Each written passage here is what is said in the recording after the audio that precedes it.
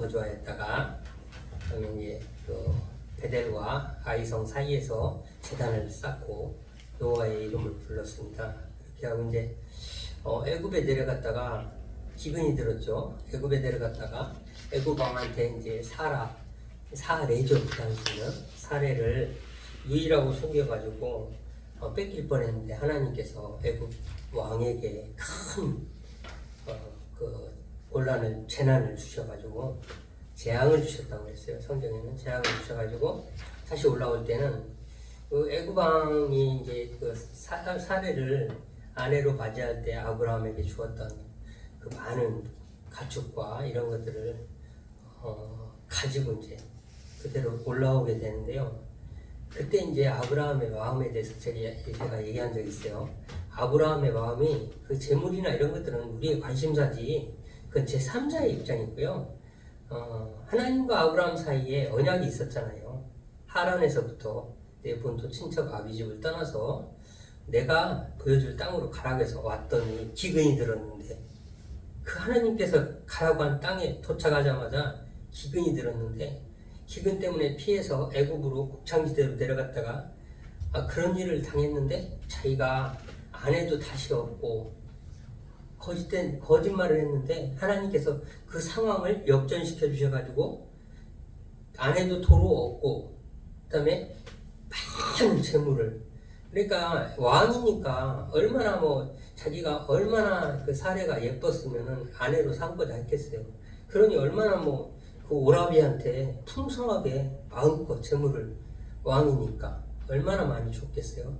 그게 아니래도 하란에서 상당한 재물이 있었을 텐데 아브라함은 그 상황 하나님께서 나의 거짓으로 인해서 만들어진 그 상황 어려운 곤란함을 갖다가 한 번에 역전시켜 주셔가지고 오히려 놀라운 축복으로 바꿔주셔가지고 그 상황을 바꿔주셔가지고 많은 재물을 얻어가지고 이렇게 올라올 때 그 은혜의 풍성함이란 게 얼마나 제가 아브라함이라면 그 감격 이루 말할 수 없는 감격이 있었을 거예요. 재물은 그때는 보이지도 않아요.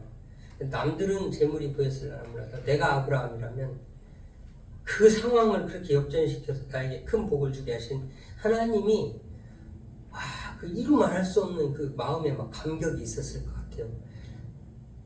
내 본토 친척 아비집을 떠나라고 파란에서 그 약속을 믿고 그 말씀을 쫓아서 내려왔다고 그랬는데 과연 하나님께서 나의 하나님이 되어주셔서 나를 지켜 보호하여 주고 계시구나 하는 믿음을 아브라함의 믿음을 하나하나 이렇게 성장시켜 나가는 과정이거든요.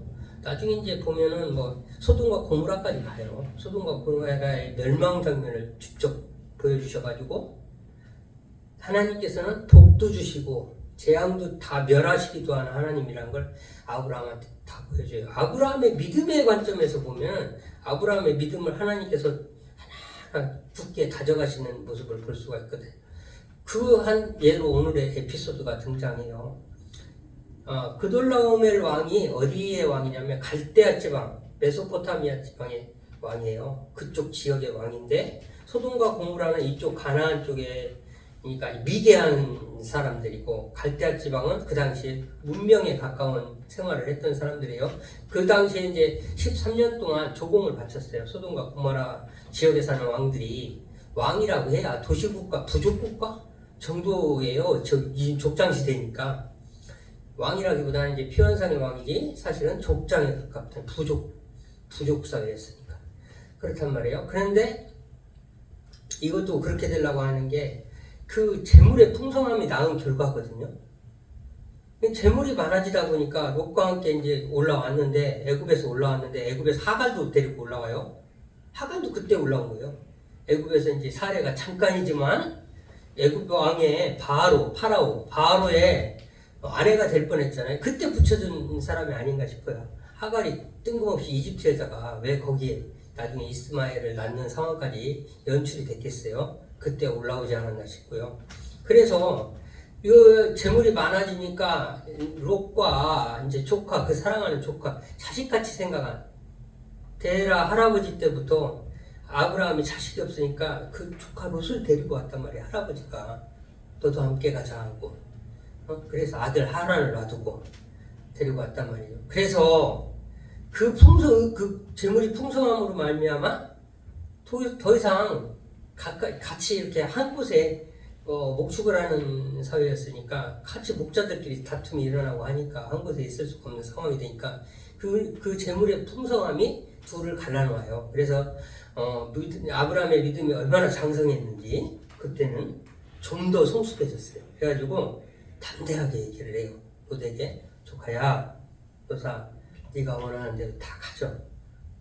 네가 보기에 좋을 대로 정하면 나는 나머지를 내가 가질게. 이런 대담한 얘기를 해요. 왜냐하면 그 당시 이제 그 지형에 대해서 얘기를 했잖아요. 그 이스라엘의 묘한 땅이라고요. 아래는 네게브 사막이고 가운데는 척박한 땅이고 갈릴리 위쪽에는 물이 있어가지고 거기는 곡창지대고 이스라엘 평야도 있어요. 평야지대도 있어요. 그런 땅이고 그 다음에 요단강이 가르고 있어요. 오른쪽은 동쪽으로는 거기서 강을 건너가면 또 소알이라는 아주 요단강이 있으니까 물이 있으니까 소알이라는 아주 곡창지 목초지가 있거든요.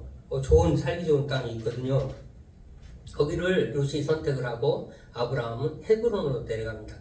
그때 헤브론으로 내려가요. 롯과 헤어져 가지고 헤브론은 네게브 사막 초입에 있어요. 그러니까 예루살렘 하단이에요. 한 50km 떨어졌다고 하죠. 그래서 남단에 있어요. 예루살렘도 그렇잖아요. 다 돌산이에요. 지금도 돌산이에요. 지금 예루살렘 유튜브나 이런 데 보면 다 돌이에요. 돌산. 아무것도 없어요. 나무도 드문드문 하나 있지 다 돌이에요. 고대 사회에서는 정말로 점령하기 힘든 성이었어요. 여부스 족속에 사는데 다윗이 점령합니다.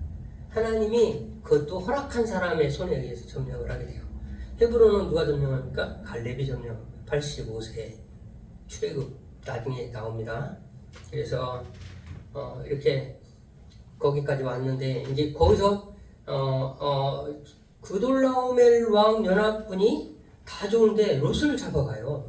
롯을 잡아가가지고 아브라함이 집에서 기르던 사병 318명을 데리고 단까지 이스라엘 얘기할 때 보통 단에서 부엘 세바까지를 이스라엘의 경계로 삼거든요. 오른쪽은 얘기할 거 없어요. 왼쪽도 얘기할 거. 오른쪽은 요단 강이 가로막고 있고 왼쪽은 지중해 바다가 가로막혀 있어요. 그래서 북과 남을 이야기합니다. 우리로 얘기하면 강원도 고성 통일전망대가 있는데 강원도 고성부터 제주도까지 이런 식의 표현이라고 이해하면 되겠습니다. 그 꼭대기 단까지 쫓아가가지고 급습을 해서 이제 그 사람들이 이제 승리에 취해 있던 야영을 하고 있었겠죠. 야영지를 급습을 해가지고 고대 사회에서 몇 명이 예를 들어 나중엔 기도원도 나옵니다만 300용사 나옵니다만 사실 이 전기라는 게 대단한 거예요. 지금은 이번 일이 하고 스위치 하나 누르면 밝아져가지고 적들이 나타났다 하고 이게 되지요. 옛날에는 칠흑같이 어두운 밤에는요 내 눈으로 창이 들어올지 칼이 들어올지 모르는 상황 다다다다닥 하면 네 편이고 내 편이고 막 휘두르는 수밖에 없는 상황이에요. 그래서 성경에는 곳곳에 갑자기 막 밤에 자고 일어났더니 자기들끼리 뭐 해가지고 자기들끼리 치고받고 해가지고 11만 8천 명이 어떻게 됐더라 이런 얘기가 그게 무슨 얘기 같죠? 지금 생각하는 사람들의 생각이 우스운 거예요. 그때 전기가 없던 시절에 칠흑같이 어두운 밤은 그야말로 아무것도 없어요. 내 눈으로, 내 코로, 내 입으로, 배로 창이 들어올지 칼이 들어올지 우다다닥 하면 그냥 막 휘두르는 수밖에 없는 거예요. 나는 다 이해가 돼요. 그 상황들이 이해가 돼요. 얼마든지 그럴 수 있는 사회였다. 옛날에 지금 4,500년 전 얘기하고 있는 겁니다. 아브라함은 적어도 4,500년 전 얘기를 하고 있는 거예요. 그러니 318명이 가서 승리의 자축 그러니까 막 취해가지고 다 이겼으니 연합군이 이겼으니까 소돔과 고모라 지역도 여러 부족이 있어가지고 여러 왕이 연합군이 있었는데 거기를 멸하고서 다 재산을 다 뺏어가지고 노예들까지 사람들까지 다 끌고 갔으니 롯만 데려갔겠어요?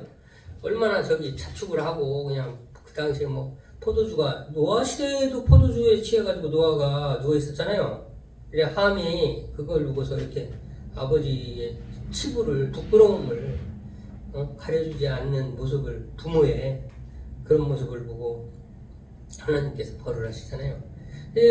그 포도주나 이런 것들이 있었을 거란 말이에요. 그래서 그거를 먹고 이제 자축을 하고 취했을 때 밤에 급습을 해가지고 다 전멸을 시키고 다시 다 찾아와요. 횃불을 공격하는 쪽은 횃불을 들고 가지 않았겠습니까? 그래서 다 찾아와요. 다 찾아와가지고 오는데 살렘 왕 멜기세덱이라는 사람이 제사장이라는 사람이 이렇게 맞이하는데 전쟁에서 이기고 온 이제 아브라함을 승전하고 돌아오는 사람을 맞이하게 되는데 참 묘해요. 떡과 포도주를 가지고 맞이를 해요. 이게 떡과 포도주는 뭐 일상적인 거일 수도 있지만 이게 상징하는 게 커요. 제사장이 떡과 포도주를 가지고 맞이했다는 거는 이건 딱 우리 믿는 사람들은 얘기할 것도 없어요. 머릿속에 예수님이 딱 생각나. 최후의 만찬이 생각나고 내 살이니 떡을 내 살이라고 그랬고 피를 내 포도주를 주면서 내 피니 먹고 마시라고 그랬어요. 이것을 먹고 마시지 않으면 너희가 나와 상관이 없다고 하면서 먹고 마시라. 그래서 그걸 가지고 이게 다 예수님 이야기거든요. 구약도 예수님 이야기예요. 처음부터 끝까지 다 예수님 이야기예요. 욥기도 예수님 이야기예요. 욥기 예수님 이야기예요. 예수님 이야기. 나중에는 뭐 예를 들어서 뭐 소발, 나아마 사람, 소발, 빌다시야 뭐 그다음에 하여튼 뭐 욥의 세 친구들이 이야기하는 걸 쭉 듣다 보면 갑자기 기억이 안 나는데 새 엘리바스도 그렇고 욥의 친구들이 이야기하는 게요. 예수님이 십자가에 달리셨을 때 조롱하는 말하고 같아요. 맞는 말인데 너 한번 그래 네가 그렇게 잘났어. 네가 하나님의 아들이야? 그 조롱이거든요. 맞는 말로 조롱하는 게 끝까지 나오고 나중에 하나님께서 어떻게 했냐면 욥에게 42장 6절인가 이렇게 가면 맨 마지막 장에 가면 욥에게 뭐라냐면 친구들 보고 다 소 7마리, 양 7마리 가져가서 제사를 번제를 드리라고 하면서 욥의 기도를 들으시고 내가 너희들을 용서하겠다. 그러니까 욥이 이 사람들을 용서해 주세요 하면은 내가 용서해 주겠다. 이렇게 하고 장면이 마무리가 됐거든요. 욥기가 아무 죄 없는 욥을 갖다 사단한테 내어주고 그게 다 예수님 이야기예요. 저는 그다지 이단에 대해서 크게 신경 안 쓰는 편이에요. 제가 임의로 해석하는 것 같지만 그렇지 않아요. 이 성경은 보면 볼수록 이 너무 나한테 온 게 강해가지고 예수님 이야기라는 확신이 강하기 때문에 그거를 예수님을 내가 요구하는 거 아니라면은 믿음 안에서 그렇게 바라보는 거는 나쁘다고 생각 안 해요. 그래서 하여튼 다시 돌아가겠습니다. 이 사람이 제사장인 걸 어떻게 알았겠어요? 멜기세덱이 복장이죠, 복장. 제사장이 복장을 하고 있었고 그 사람이 하나님의 제사장인 걸 또 어떻게 알았나? 하나님의 이름을 부르는 천지의 주제이시오 지극히 높으신 하나님을 부르면서 하나님께 복을 빌어주거든요. 그러면은 하나님께서는 왜 희한한 이 살렘왕이라는 게 예루살렘이거든요. 그것도 살렘이 예루살렘이에요. 나중에 지명이에요. 근데 어떻게 보도 듣도 못한 사람이 나타나가지고 이 아브라함한테 그 지역에 살지도 않는 사람인데 제사장 복장을 하고 하나님을 부르면서 갑자기 나타나가지고 뜬금없이 나타나가 떡과 포도주를 주면서 아브라함을 축복하였는가? 이러한 장면은 하나님께서 왜 연출하셨는가? 천사를 동원해서 연출하셨는가? 우리는 그런 생각을 해야 돼요. 하나님이 우리에게 도대체 무슨 말씀을 하고 계시는가? 뭘 알려주고 싶은 건가? 아론의 육적인 혈통으로 난 제사장이 아니라 하나님께로 난 제사장이라는 걸 예수님께서 하나님께로부터 온 제사장이라는 걸 알려주고 싶은 거예요. 여기서 그려놔야 나중에 수천 년 뒤에 예수님이 오시면 하나님이 그러셨구나. 그런 계획이셨구나.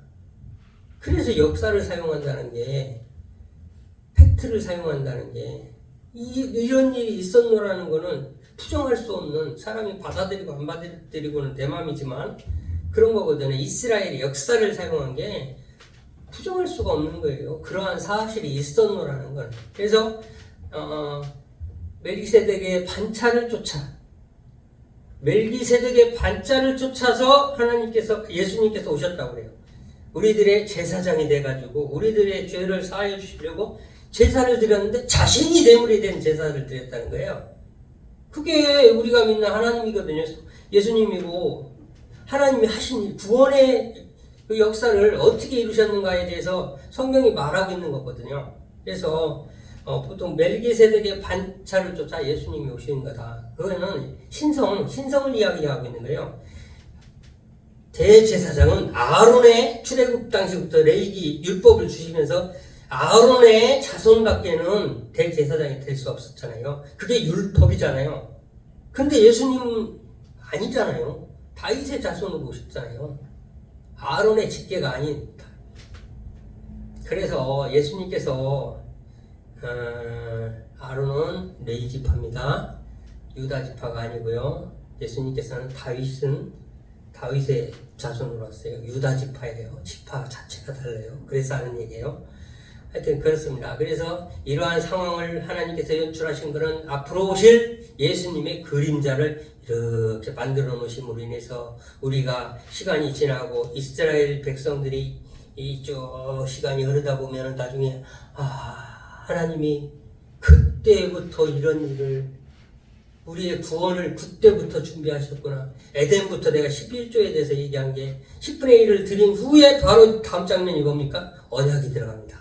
하나님의 언약이 하나님이 11조를 받으시고 아브라함의 첫 11조를 받으시고 언약이 들어가요. 다음 장면이 바로 언약이에요. 네 자손 엘리에셀이라도 자기 종이 있어요. 아브라함은 자식을 못 나니까 사례도 그렇고 나이 먹고 자식을 못 나니까 내 종이나 건수하면 좋겠습니다 하니까 아니다. 내 몸에서 날 자라야 내 씨라 하리라. 내 씨가 생길 거야. 내가 줄 거야 라고 하는 장면이 바로 다음 장면 15장이에요. 그거거든요. 그래서 이 11조가 그렇게 중요하다. 그래서 창세기 에덴 동산에서부터 제가 안식일에 대해서도 얘기하고 안식일 일주일이 168시간이고 잠자는 시간을 빼면 16.8시간 거룩하게 하나님께 드리는 게 우리가 보이지 않는 11조 10분의 인생의 11조 평생 주의를 거룩하게 하나님을 향하여 섬기면 우리는 평생 인생의 10분의 1을 하나님께 다 드리는 거거든요. 그 시간이 인생이에요. 내가 100년 살면 10년을 드리는 거예요. 10년이 잠자는 시간 빼면 10년이 내가 전체 삶의 10분의 1이 되거든요. 계산상으로 그렇습니다. 그래서 그 11조를 받으시고 아브라함의 11조를 받으시고 야곱의 11조를 받으시고 야곱이 이제 형한테 쫓겨났다가 돌아오면서 내가 이 땅에 다시 돌아오게 되면은 하나님께 10분의 1을 드리겠나이다 맹세를 하죠. 그때부터 돌아와가지고 10분의 1이 11조가 되고 그 다음에 다윗이나 얘기할 필요 없어요. 다 했어요. 성서에 그리스도의 족보에 있는 사람들은 다 했어요. 그리고 말라기 마지막 장이 말라기가 4장으로 되어 있는데 4장은 구약의 마지막 인사말 4절, 6절인가 밖에 없습니다. 1, 2, 3, 4, 5, 6 6줄인가 밖에 없어요. 간단하게 마지막인데 마지막 장으로 이야기하자면 3장이라 할 수 있습니다. 말라기 3장의 끝이 우리가 맨날 하늘의 창고에 곡식을 창고에 쌓아가지고 내 복을 쌓을 곳이 없도록 붙지 아니하나 보라. 11조를 드리면 하나님의 창고에 여호와의 창고에 11조를 드리면 내가 내게 하나님께서 너한테 복을 쌓을 것이 없도록 붙지 아니하나 보라. 이 말씀으로 구약이 마무리되고 그 다음에 예수님이 오는 거거든요. 마태복음 1장 1절이 시작이 됩니다. 그래서 11조는 너무 중요해요. 11조에 대해서 지금은 다들 돈으로 생각해. 좀 약간 엇나간 얘기지만 중요한 얘기라 할게요. 다 돈으로 생각해. 목회자들도 그게 겁나서 말을 못해. 왜 교인들을 보는지 다 이해를 못하겠어요. 하나님이 그러셨다면 그런 거예요. 하나님이 그렇게 써놨으면 그렇게 썼다고. 자기들이 받아들이고 못 받아들이고는 본인들 믿음의 기준이에요. 그러면 나는 아니다 라고 생각하면 안 하면 돼. 가이사의 것은 가이사에게, 하나님의 것은 하나님에게. 왜 그런 말이 있겠어요? 돈으로 보이면 하지 말고 하나님의 것으로 보이면 하라 이거예요. 자기 믿음대로 하는 거지. 그것을 사람들 눈치나 보고 그럼 다 잘못된 거지. 하나님 말씀 위에 뭐가 있는 거예요? 사람들의 눈치가 있는 거예요? 아니면 저는 그런 부분은 좀 서운한 이제 한국 기독교의 모습이라고 생각을 해요. 그래서 분명히 얘기하는데 11조는 제가 본 성경은 11조에서 11조로 시작하고 11조 하나님 반드시 받아요. 내 것을 챙기시고 그 다음에 뭔가 언약이 이루어지고 복이 내려가고 11조 뒤에 반드시 다 따라왔어요. 아브라함의 언약도 지금 11조 뒤에서 이루어졌죠. 아까 말라기 이후에 바로 예수님이 오세요. 말라기 이후 400년이라고 뭐 하지만 하나님의 시간은 우리가 생각하는 그런 계산하고 달라요. 왜? 하루가 천년 같다는 말을 왜? 그런 말은 구호가 말씀이 성경이 구호가 아니야. 캠페인이 있네. 구호가 표어가 아니야. 구호가 아니야. 실제예요. 말씀은 천년이 하루 같으면 진짜 천년이 하루 같은 거 천년이 하루가 안 되지. 왜? 영원이라는 시간은 미래도 없고 과거도 없고 다 현재거든. 영원이라는 시간은 하나님은 다 현재거든. 아브라함의 하나님, 이삭의 하나님, 야곱의 하나님 다 실제하는 하나님은 그 당시에 사람은 유한하기 때문에 시간이라는 개념이 있어요. 흘러가는 내가 죽음을 향해서 달려가고 있기 때문에 시간이라는 개념이 있지만 영원이라는 거에는 시간이 없는 거야. 하나님 앞에는 시간이라는 게 존재하지 않아요. 다 내 눈앞에 있는 현실이야. 하나님 눈을 못 속여. 그렇기 때문에 이게 뭐 400년이라는 시간은 점 하나도 안 되는 시간이에요. 말라기 구약성경의 마지막하고 마태복음 1장 1절하고 사이가 400년이에요. 400년. 시간으로는 실제로는. 근데 말라기 다음 하나님의 시간은 말라기 다음 예수님이라니까. 그 얘기를 하고 싶은 거예요. 그렇게 해서 하나님께서는 그 멜기세덱을 준비해 가지고 아브라함한테 복을 주시는데 이 아브라함한테 복이 갔는데 이 아브라함한테 간 복이 언제 간 복이냐? 지금 멜기세덱을 통해서 간 복은 아직도 아브라함이야. 그걸 알아야 돼. 아브라함이야. 괜히 아브라함이라고 내가 칭하는 게 아니야. 아브라함이야. 아브라함은 어디까지냐? 이스마엘 낳을 때까지 아브라함이야. 이스마엘은 아브라함이 난 거고 이삭은 아브라함이 낳게 된다고 성경을 보면 거기가 쫙 다음 장에 이제 나오는 게 그래서 하나님 이제 그 얘기를 좀 해야 되는데 많이 건너갔네요. 하여튼 뭐 멜기세덱을 통해서 하나님께서 아브라함에게 복을 주시고 그 다음에 이제 약속을 합니다. 약속을 해서 그제서야 하나님께서 뭐라 그래? 이제 막연하게 너로 큰 민족을 이루게 하겠고 이런 말들을 했을 때까지는 아브라함은 어디까지 생각하겠냐? 자기가 데리고 있는 종이 옛날에는 우리도 마찬가지예요. 우리 아빠의 이제 아빠라고 잠깐 할머니 할아버지 때 정도만 가도 형 아들 형 뭐 이렇게 해가지고 아니면은 자식이 없어 큰아버지가 자식이 없으면 작은 아빠가 큰 애를 낳으면은 그 애를 양자로 호적에 올려가지고 실제로 자식 노릇 다 하고 실제로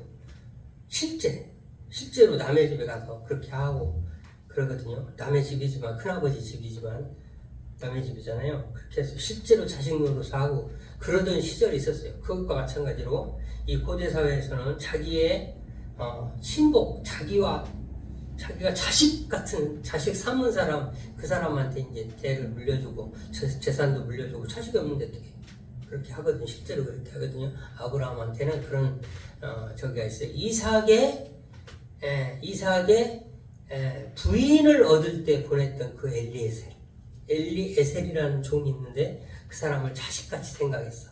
그래가지고, 처음엔 롯을 자식같이 생각하고 데리고 다녔는데, 재산이 많아지니까 이 서글픈 일이 발생했다니까 갈라질 수밖에 없는 상황이 발생했어요. 그래가지고 소돔은 소알 땅을 차지하고 소알에서 점점 물이 있는 쪽으로 내려가다 보니까 물이 어디에 밑에 사해 쪽에 지금이야 뭐 염도가 워낙 높아져서 이런 상황이 지금은 뭐 사회가 지금도 계속 가라앉고 물이 수위가 내려가고 염도는 높아지고 더 짜지고 이런 상황이잖아요. 옛날에는 완전히 달라요. 사회 보면은 그 주위에 땅들이 다 소금이 있고 결정이 있고 그러거든요. 그러니까 그 당시에는 수천 년 전에는 얼마나 넓은 그리고 민물 같은 지금 같은 염도가 높지 않은 물들이 있었는지 알 수가 있거든. 그 당시에는 소돔과 고모라가 굉장히 잘 사는 데였어요. 그래서 아주 굉장한 도시국가를 형성하고 있었던 것으로 나중에 나오죠. 그래서 롯은 이제 자기의 유리함을 쫓아가지고 거기까지 소돔까지 가게 되는 거예요. 그래서 소돔 왕이 같이 나와 있어요. 멜기세덱하고 같이 나와 있다가 사람은 나한테 주고 재물은 당신이 다 가지라. 취한 재물은 자기들한테 뺏어간 거잖아요. 근데 가지고 왔잖아요.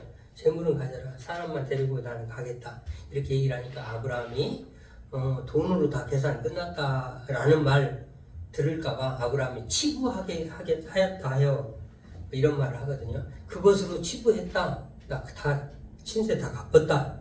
라는 말을 듣지 않으려고 너 다 가서 이렇게 해가지고 자기들이 이제 그 전쟁을 수행함으로 인해서 아브라함 말고 젊은 사람들이 싸움에 나가서 힘 좋은 사람들이 나갔을 거 아닙니까? 그 사람들이 이제 좀 이렇게 쓴 것 뭐 이런 것들만 보충하고 나머지는 소돔 왕한테 다 돌려보내주고 롯도 이제 다시 돌아가게 되는 거죠. 나중에 멸망당할 곳으로 롯이 가요. 그러니까 결국에는 소돔과 고모라가 멸망을 당하는데 아브라함한테 이렇게 큰 신세를 졌던 도시예요.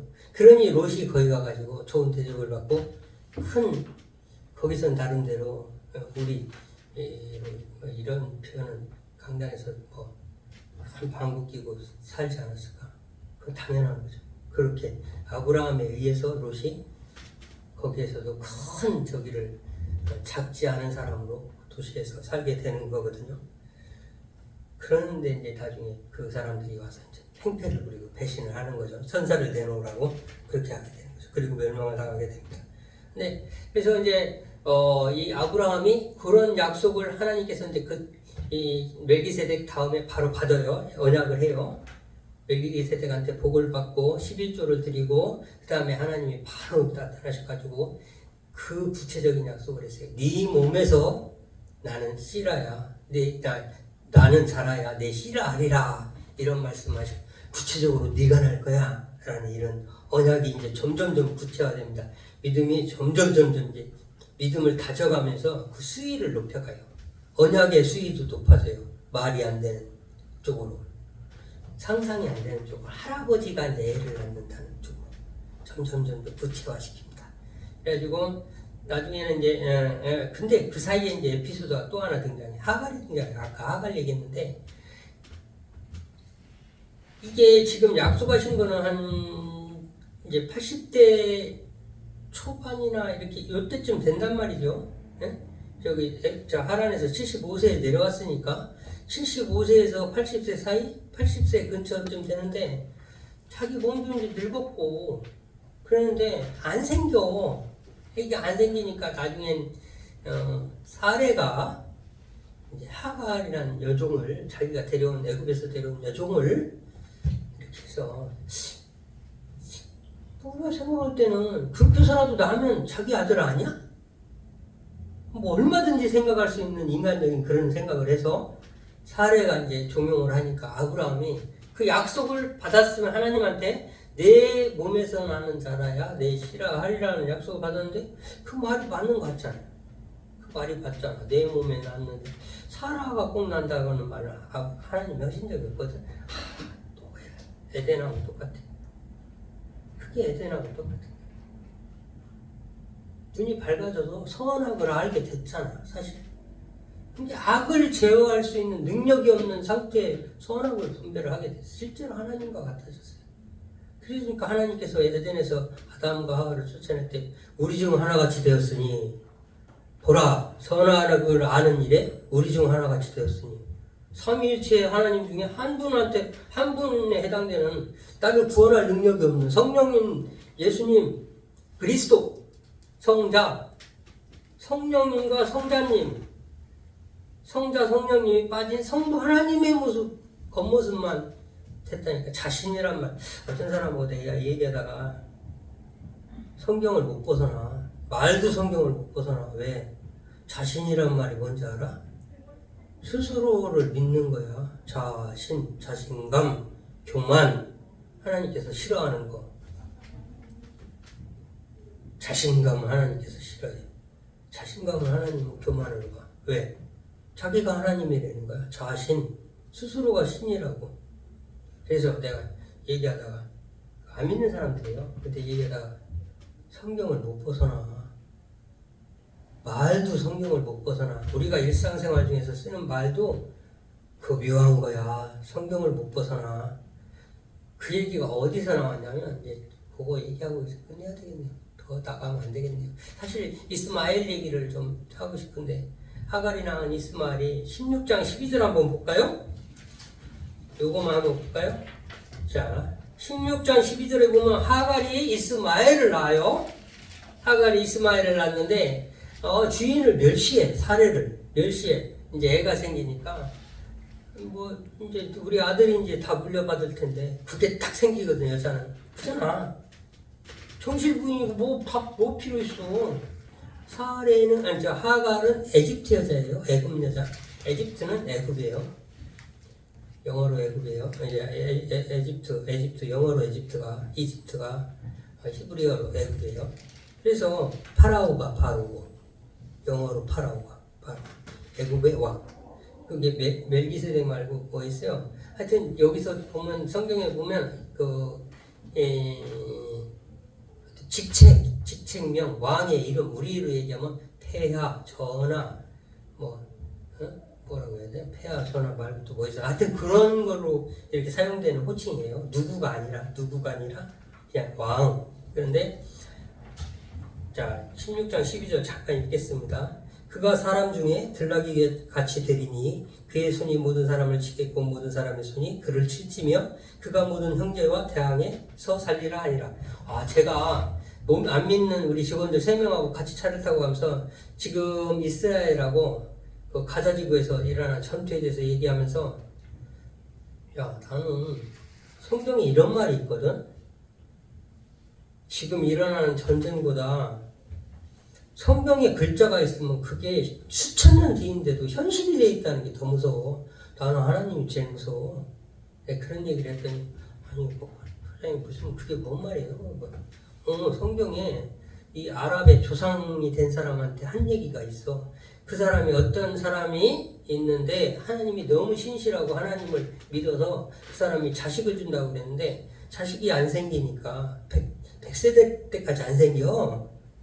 완전 할아버지 될 때까지. 그러니까 중간에 어떤 흑인 여자, 이집트 여자를 흑인 여자, 그래서 유대인하고 백인하고 흑인 사이에 한 종족이 나오는데 그게 아랍인데 그 아랍의 지금 현재 아랍 민족의 조상이 된 사람이 있어. 그 사람이 이스마엘이라는 사람인데 그 사람한테 하나님이 한 얘기가 창세기 16장 12절에 얘네들 가서 창 16 쌍따움 쌍점 12 창세기 16장 12절을 한번 찾아봐. 그냥 네이버나 이런데. 그러면서 어떤 사람한테 들나귀 같이 되리니 라고 그랬고 그 사람이 장차 큰 민족을 이루겠는데 그 자손들이 큰 민족을 이루고 그 자손의 손이 모든 민족을 치고 모든 민족의 손이 그 자손을 친다고 그렇게 돼 있어. 그 사람한테 그렇게 해놨어. 너는 장차 이렇게 살리라. 그러면서 내 형제와 모든 형제와 대항해서